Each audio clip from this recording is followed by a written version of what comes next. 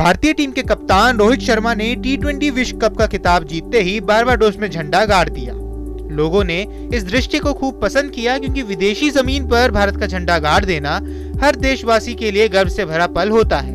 इसके बाद कप्तान रोहित शर्मा ने कैमरे में कैद हुई उसी तस्वीर को अपने सोशल मीडिया हैंडल की प्रोफाइल पर लगा दिया, लेकिन उनकी प्रोफाइल फोटो बदलते ही सोशल मीडिया पर विवाद शुरू हो गया। लोगों का कहना है कि इसमें भारत के झंडे का अपमान हो रहा है।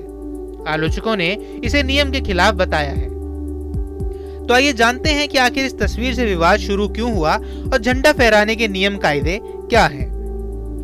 दरअसल रोहित शर्मा की जिस तस्वीर पर विवाद शुरू हुआ उस फोटो को उन्होंने 8 जुलाई को अपने एक्स अकाउंट पर प्रोफाइल फोटो बनाया था। इस फोटो में वो बारबाडोस के मैदान में भारतीय झंडा गाड़ते दिखाई दिए थे, लेकिन इस दौरान झंडे का कुछ हिस्सा जमीन को टच कर रहा था, जिसके बाद से इस तस्वीर पर विवाद शुरू हो गया।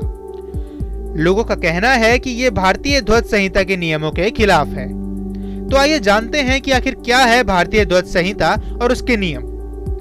भारतीय ध्वज संहिता को 26 जनवरी 2002 में लागू किया गया था, जिसके अंतर्गत बहुत से नियम आते हैं। ध्वज फहराने वाली जगह को उचित स्थान दिया जाए और उसको ऐसी जगह फहराया जाए जहां से वह सभी को दिखाई दे। तिरंगे के बगल में अगर किसी भी झंडे को लगाना है तो उसका स्थान तिरंगे के नीचे होना चाहिए। तिरंगा किसी भी प्रकार से जमीन को नहीं छूना चाहिए। ध्वज को सदा स्फूर्ति से फहराया जाए और धीरे धीरे आदर के साथ उतारा जाए। फहराते और उतारते समय बिगुल बजाया जाता है, तो इस बात का ध्यान रखा जाए कि ध्वज को बिगुल की आवाज के साथ ही फहराया और उतारा जाए।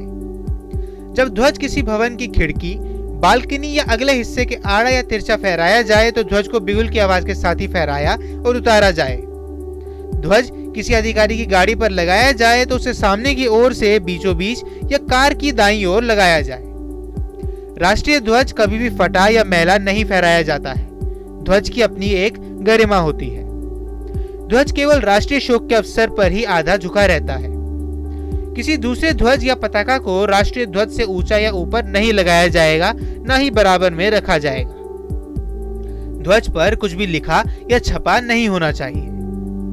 वर्ष 2002 में भारतीय ध्वज संहिता लागू होने से पहले तिरंगा आम नागरिकों द्वारा केवल 26 जनवरी या 15 अगस्त को ही फहराया जा सकता था, लेकिन केंद्र सरकार ने साल 2023 में हर घर तिरंगा अभियान के दौरान भारतीय ध्वज संहिता में कुछ बदलाव किए, जिसके तहत पहले हाथों से काटा या बुना हुआ ऊन, कपास या रेशमी खादी से बना राष्ट्रीय ध्वज को ही फहराने की इजाजत थी, लेकिन अब मशीन से बना हुआ कपास, ऊन या रेशमी खादी से बना तिरंगा भी फहराया जा सकता है। साथ ही अब पॉलिस्टर से भी बने तिरंगे को फहराने की इजाजत दे दी गई है। वहीं अब तक किसी घर, निजी संगठन या दूसरे संस्थानों में तिरंगे को सूर्योदय से सूर्यास्त तक ही फहराने की इजाजत थी। रात के समय भी राष्ट्रीय ध्वज को नहीं फहराया जा सकता था, लेकिन अब नए नियम के तहत आम लोग, निजी संगठन या संस्थानों में दिन और रात कभी भी तिरंगा फहराया जा सकता है। अब ऐसे में रोहित शर्मा की झंडे वाली तस्वीर पर शुरू विवाद कितना लाजमी है, आप हमें कमेंट कर जरूर बताएं। देश दुनिया की तमाम खबरों के लिए न्यूज स्टेट चैनल को सब्सक्राइब करना न भूलें। न्यूज नेशन अब व्हाट्सएप पर खबरों की ताजा अपडेट के लिए न्यूज नेशन के इस QR कोड को स्कैन करें।